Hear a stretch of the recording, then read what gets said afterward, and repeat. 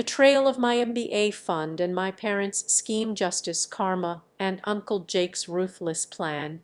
I never imagined I'd be posting something like this on Reddit, but here I am.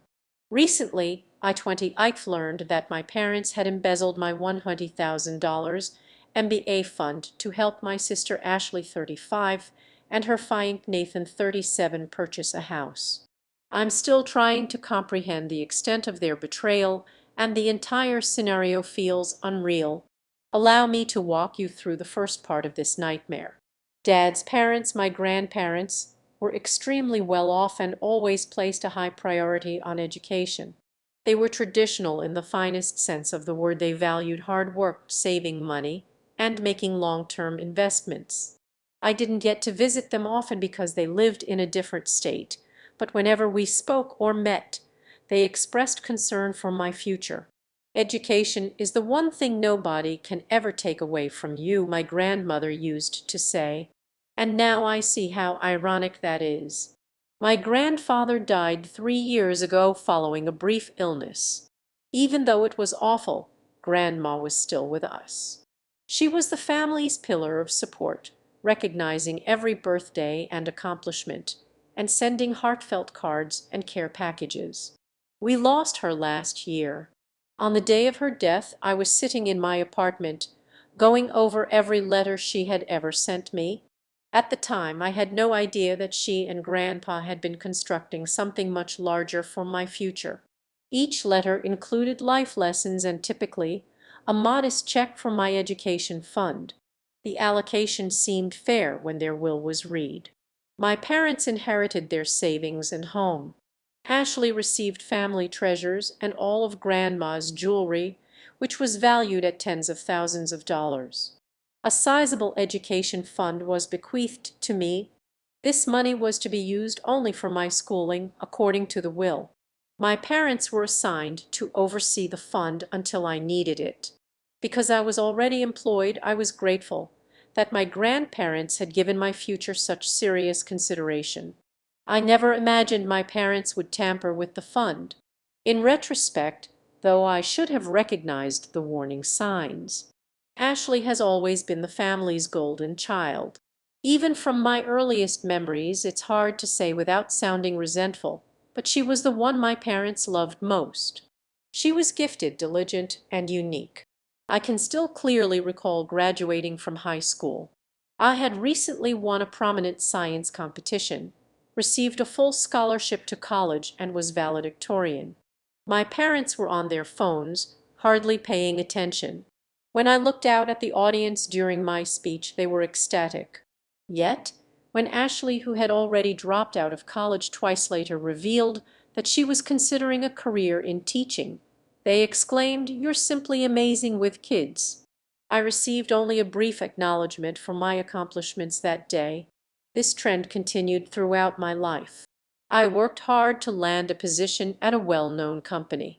After graduating with honors, I ascended the corporate ladder over the past 6 years, gaining the respect and admiration of both superiors and colleagues. As a senior project manager, I oversee a team of 15 employees and manage accounts worth millions of dollars. Yet, to my parents, I was always just the sensible one, the one who got ahead because I was naturally smart. Ashley, on the other hand, changed jobs before becoming a teacher.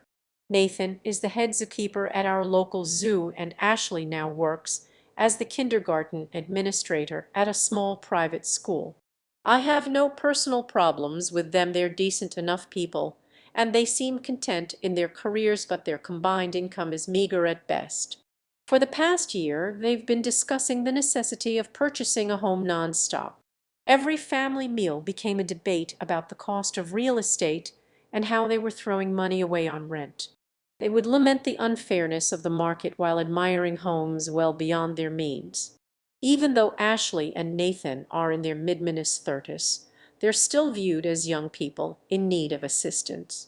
My parents would sympathetically say things like, "A month ago, I began working on my MBA program applications. I had been preparing for this move for years, so it wasn't an abrupt decision. I had done extensive program research, strategically developed my career, and maintained a flawless work record. I wanted to enroll in a prestigious program that would allow me to advance into executive leadership roles at my current employer. Every senior level executive has an MBA from a reputable university, and I was resolved to do the same. I mentioned the education fund to my parents one evening because the application costs alone for prestigious MBA programs can amount to thousands of dollars. I needed to know exactly how much was available.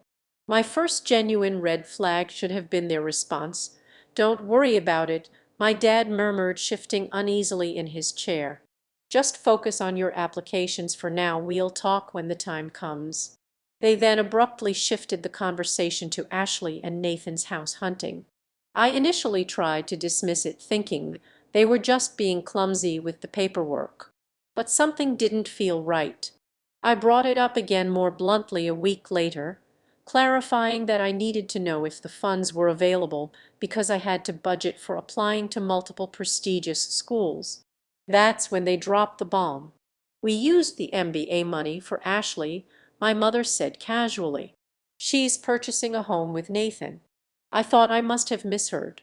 I stared at her.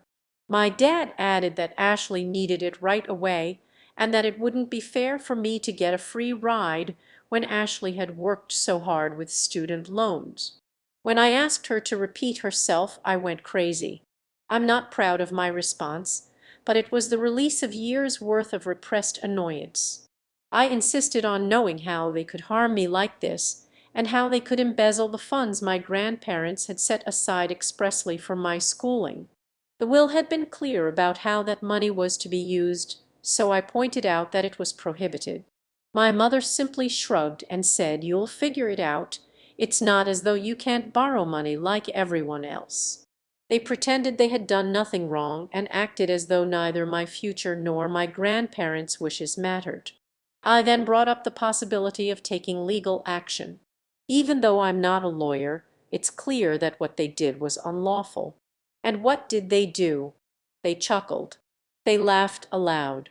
"What money?" my father asked, staring me in the eye. "Even a lawyer is out of your price range." My mother added, "Don't be silly. This is a family-run enterprise." The humiliation I felt at that moment is beyond words. I stood there stunned. The realization that they had always viewed me as an afterthought hit me like a ton of bricks. Someone whose future they could forego to help Ashley. They didn't care about my financial freedom, my prosperous career, or my academic accomplishments. I would remain the underdog forever. I couldn't sleep that night. I couldn't stop thinking about how my grandparents had trusted my parents to act morally. They were unaware of the true nature of my home life, which I had never made worth discussing. After all, I wasn't being mistreated, was I? They just didn't care about me as much as they did about Ashley. They weren't violent, they were just indifferent. The next morning, I arrived at work early and asked to speak with my employer, Mr. Thompson, in private. He had been my mentor since I started working at the company. He's not just any boss, he has experience in corporate law and maintains relationships with top law firms. I also intended to get in touch with my dad's cousin, Uncle Jake. He is a prosperous businessman who always seemed to see through my parents' bias. Though he wasn't around much when I was growing up, he always showed genuine interest in my accomplishments and future aspirations. He's also the only person in my family with more influence and success than my parents. Something inside me exploded when my parents made fun of me, though I had always been the quiet one, the sensible one who never caused a stir. They assumed I had no influence. Well, they were about to discover that the daughter they had consistently undervalued was far more powerful than they had ever imagined. First update. Since my last post 2 weeks ago, everything has escalated at an unprecedented pace.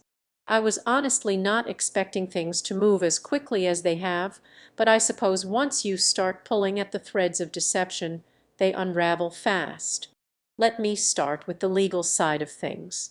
After I spoke to my boss, Mr. Thompson, and asked for his advice, he took it upon himself to connect me with one of his close colleagues at a prestigious law firm, Wilson and Partners. He's been with the company for decades and has a lot of connections in the business and legal world, so I trust his judgment completely. When I met with the lawyer, he was immediately clear what my parents had done was both unethical and illegal. The lawyer even told me, "This is not just a family dispute, this is a breach of fiduciary duty. Your parents were entrusted with your grandparents' money under very specific conditions, and what they did is considered embezzlement." I was honestly floored when I heard this. To be honest, I had been unsure how to frame it legally up until that point. I didn't want to go down the path of involving the law, but now I realized that my only option was to take legal action. The lawyer recommended that I move quickly, so they immediately started drafting a lawsuit. Within days I was given a clear picture of what my parents had done. They'd been taking money from the MBA fund over several months without my knowledge. The forensic accountants who reviewed their finances provided shocking details. They found not only that my parents had dipped into the fund regularly, but that they had actually created fake documents to make it seem as though they were using the funds appropriately.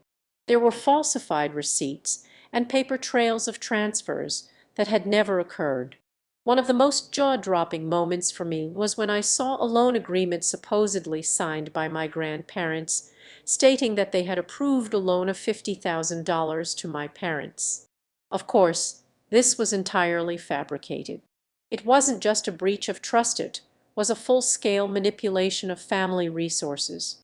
While all of this was unfolding, I reached out to Uncle Jake.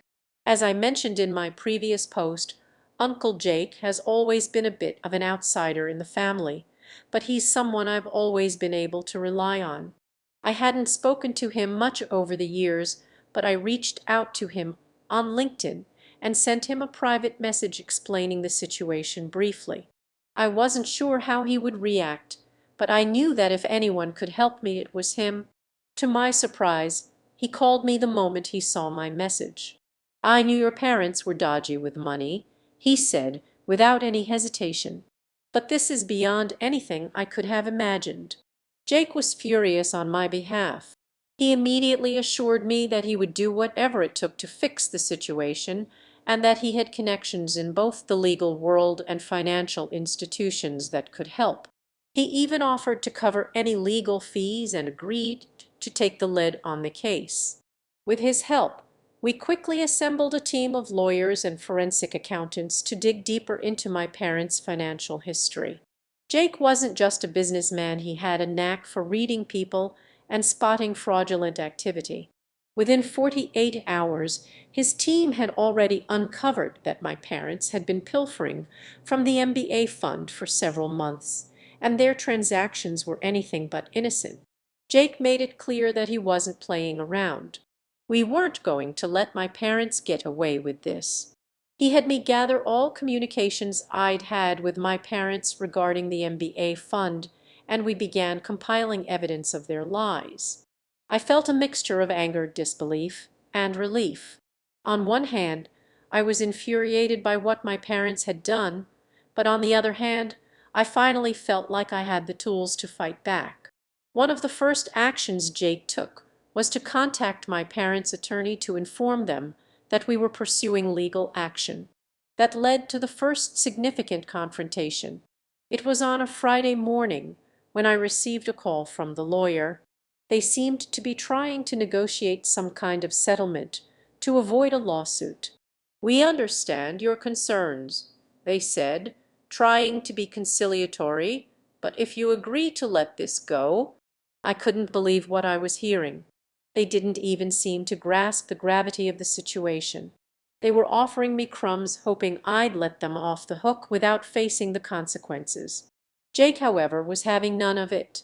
When I told him about the offer, his response was blunt. "Tell them no, let them know this isn't about a settlement, this is about making things right. They can either return the full amount plus interest, or they'll be charged. There are no negotiations on this." When I passed along Jake's words to my parents' lawyer, the reaction was nothing short of amusing. They immediately began sending me frantic emails, accusing me of overreacting. "This is a family matter," my father wrote. "Why involve outsiders? This is not how we've raised you. You're tearing this family apart." I didn't even bother responding.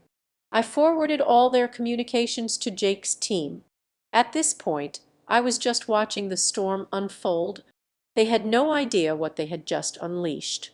Second update. 3 weeks have now passed since my last update, and the situation has evolved in ways I never expected. Things have taken a more intense turn. I've been following the legal process closely, and with Uncle Jake's involvement, the case is moving forward with lightning speed. The biggest development in the last few weeks was when Jake's legal team uncovered that my parents had been abusing their position of trust for much longer than we initially thought. It turns out that they had not only been stealing from the MBA fund, but had also manipulated the inheritance they received from my grandparents. After their passing, my parents were entrusted with managing the estate and finances, and they were supposed to allocate those funds in a manner consistent with the will. Instead, they had been using their power to cover their own financial shortfalls, and it was clear that they'd been doing so for months.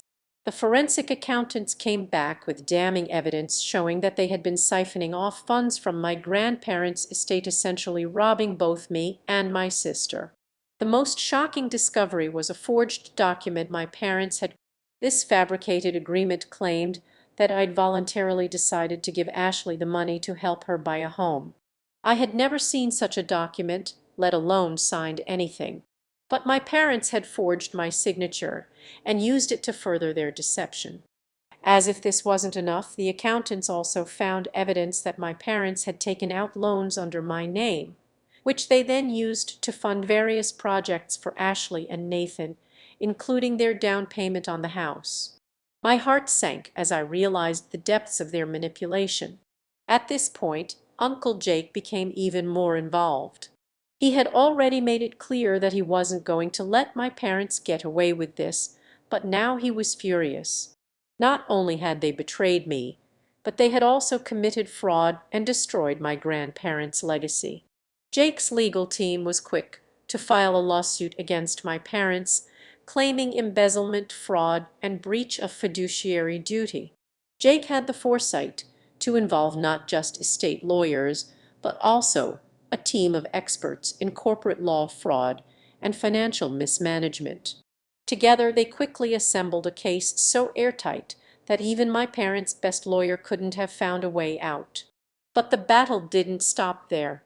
Word of the lawsuit spread through the family, and it's safe to say that the fallout has been catastrophic. My parents, who had always prided themselves on their reputation, are now dealing with the full weight of their actions. The first repul of this fallout came when my parents tried to involve extended family members in their defense. They attempted to spin a story that I was the one trying to take all the money and that I had betrayed them. But when Uncle Jake started making calls, the tide turned. Family members who had once been on their side quickly pulled away. "How could they do this to you?" they asked. "We've heard their side, and we don't believe it for a second." The most shocking moment came when Ashley finally realized what had been happening. She had been caught in the middle of this whole mess, and once she understood the full scope of my parents' betrayal, she was horrified. She had always been the golden child, the one who could do no wrong in my parents' eyes, but now she was facing the truth. My parents had used her as a pawn in their scheme. At first, she resisted the idea of getting involved, but after a few long conversations with me and Jake, she hired her own lawyer. She was now distancing herself. Third update. The legal proceedings have come to a dramatic conclusion. After 4 months of investigation, hearings, and negotiations, my parents have been found guilty of embezzling the MBA fund. The judgment came down just last week, and I have to say, it was nothing short of poetic justice. The judge overseeing the case called their actions a calculated betrayal and described the way they had manipulated not only the family but the entire system of trust set up by my grandparents as morally reprehensible. It was a brutal assessment, and I couldn't help but feel vindicated. The forensic analysis done by Jake's team revealed the full extent of their premeditated actions. My parents had been planning the theft for well over a year before my grandmother passed away. They had taken steps to ensure that when Grandma was gone, they could take whatever they wanted without anyone noticing. The legal penalties were severe. Not only were they ordered to return the full amount of the MBA fund with interest, but they were also hit with punitive damages. The final judgment came to nearly double the amount they had initially stolen. The court didn't hold back in sending a strong message about the severity of their actions. But the real irony came when they were forced to sell their home, the one they had inherited from my grandparents, to pay the fines. It was heartbreaking for them, but necessary. The house they had once been so proud of was sold to cover the costs of their legal debts. They've since downsized to a small apartment in a less desirable area of town. In the end, what hurts the most is not the financial loss. They can never take away the peace of mind that comes with knowing the truth is finally out, but the emotional toll. My parents, whom I once trusted, have shown themselves to be capable of betraying not just me, but the entire family. It's a betrayal I'll never forget, and I'm still processing the emotional weight of it all. The first few weeks after the court's final judgment were a blur, a strange mix of triumph and despair. Triumph because I had won. My parents were legally held accountable for their actions. They had to return the stolen funds with interest, and they were fined heavily. It felt like a long-awaited victory, the kind you imagine for years as you suffer under the weight of a family's secrets. But despite that, the emotional cost was overwhelming. It wasn't just the loss of trust in my parents or the betrayal that still echoed in my chest. It was the feeling of having had the rug ripped out from under me, watching everything I had known, everything I thought was solid, crumble into pieces. The reality is that it's not the money that hurts the most. It's the emotional manipulation, the lies. They had betrayed me and my sister in ways I couldn't have imagined. They were supposed to be our guides, our protectors, and yet they had been the ones pulling the strings all along. And it's not just the money they stole from us, it's the trust they took with it. In the months following the court's ruling, things became increasingly difficult. At first, the flood of emotions came in waves, like a storm you couldn't predict. Some days I felt vindicated, stronger than I'd ever been before. But other days it was as though I couldn't breathe. I would be driving down the road or just sitting at home, and the weight of it all would crash down on me. I couldn't shake the image of my parents, their faces contorted in guilt when they were finally called out. The endless apologies they tried to feed me, the pathetic excuses, the attempts to justify their actions. It wasn't enough. It wasn't close to enough. When I was young, I had this image of what a family should be, unconditional love, and now I had to live with the knowledge that none of that was ever real. They didn't just lie to me, they manipulated me, used me to further their own agenda. The most painful part was knowing that they hadn't even thought twice about doing it. As much as I tried to keep my distance, my parents wouldn't stop trying to contact me. They would send text messages, letters, and even emails begging for forgiveness. They wanted to make things right. "You're all we have left," they would say. "You're tearing this family apart." The guilt they tried to push onto me was suffocating. They wanted me to believe that I was somehow responsible for the destruction of our family, as if my decision to hold them accountable for their actions was the thing that had caused this mess. But I knew the truth. I had to remind myself over and over again that it wasn't my fault. It wasn't just my parents who were reaching out. The rest of the family had their own opinions. Relatives I had once been close to, my aunts, uncles, even cousins, started to call, offering their 2 cents. "It's so sad it had to come to this," one aunt said, her voice thick with regret. "But you have to forgive them, they're your parents." I couldn't explain to her how deep. There was no letting it go this time. and the more they tried to push me to reconcile, the more isolated I became. I started to withdraw. I stopped going to family gatherings. I distanced myself from everyone who seemed to be choosing sides. The irony, of course, was that everyone was trying to get me to take the side of the people who had hurt me the most. The more they pressed, the more I felt like I was suffocating. So I shut myself off from the family and focused on the few people who actually understood what I was going through: Uncle Jake and a small group of close friends who had been supportive from the very beginning. Uncle Jake had been a lifeline during the darkest moments. If it hadn't been for him, I don't know where I'd be. He was my anchor when the storm of emotions threatened to overwhelm me. He never judged, never pushed me to make amends or forgive for the sake of the family. He simply listened.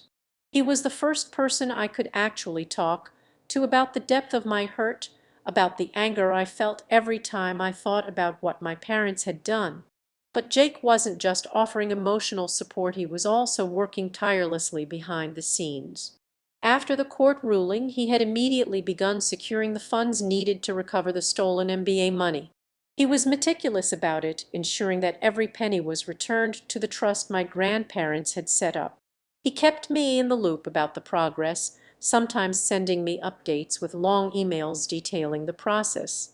As much as I appreciated his dedication, I started to feel guilty about relying on him so much.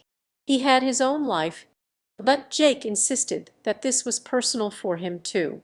"We're family, kid," he would say whenever I tried to offer my thanks. And family takes care of each other. The business side of the situation was moving ahead as well.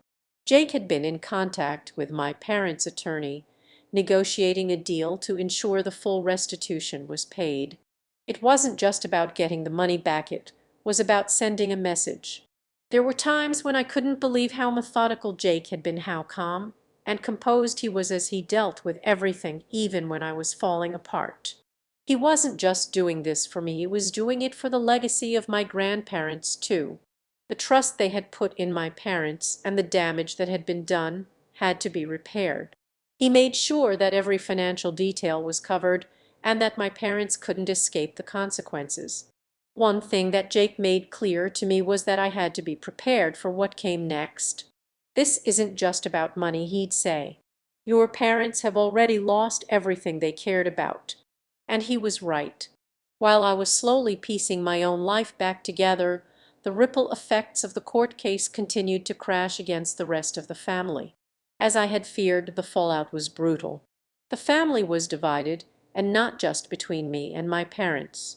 My cousins, aunts, and uncles who had sided with my parents started to distance themselves from me as well. I wasn't sure who was more angry, my parents or the relatives who felt I had betrayed the family. "It's just money," one of my cousins wrote to me. "Why did you have to go this far?" I couldn't even reply to that. I didn't know how to explain that it wasn't about the money. It was about trust. It was about what was right and wrong. It was about the people who were supposed to love me and care for me breaking that sacred bond. The money was just the surface level of the damage. As the days passed, my parents' legal battles were far from over. They appealed the court's decision, but the evidence against them was irrefutable. The constant legal pressure and the public nature of their disgrace took a toll. My mother's health began to decline. She became reclusive, refusing to leave the house or speak to anyone. My father, on the other hand, spiraled in a different way. He became more combative, more defensive. He spent hours on the phone with his lawyer, plotting the next move, but all the while he continued to insist that I was the one responsible for destroying the family. I didn't know what hurt more, the fact that they couldn't face their own wrongdoing, or the fact that they still hadn't fully realized the depth of the damage they had caused. They had never truly accepted responsibility, and while I was trying to move forward, they were stuck in their own delusions. 6 months later, things have settled, but only in the sense that the immediate shock has worn off. I still have moments of anger, but they're not as frequent. I'm beginning to understand that no matter how much I wanted to repair the broken pieces of my family, what my parents did was unforgivable, not just because they took the money, but because they showed me that they would always prioritize their own desires over the well-being of their children. I've started rebuilding my life in ways I never thought possible. With Jake's support and the financial restitution finally in place, I've been able to focus on what really matters, my future. I've put a lot of thought into what comes next. There's no going back to what it was before. There's no pretending everything will be okay because it won't be. But I'm learning how to build a future that's based on trust, on real relationships, and on my own strength. I'm no longer afraid of facing the truth, no matter how painful it is. And for the first time in months, I feel like I can breathe again.